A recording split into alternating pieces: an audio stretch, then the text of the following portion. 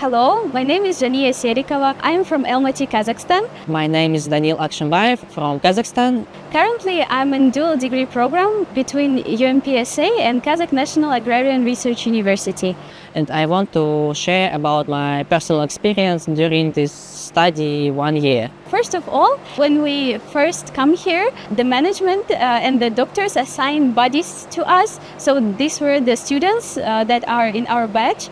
That's why when we come here, we were very welcomed, and it was easy to adapt because our friends would show us around. We would go to Kuantan together. We would go to Pasamalam. We would study together. I would love to say that adapting to new style of study in Malaysia, it was easy because all class was on English. The lectures helps a lot. The classes here are very interesting, and the professors and friends are very welcoming.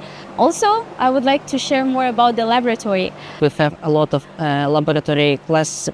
We have classes such as plant mammalian cell technology laboratory class, industrial microbiology class, or gene tech class.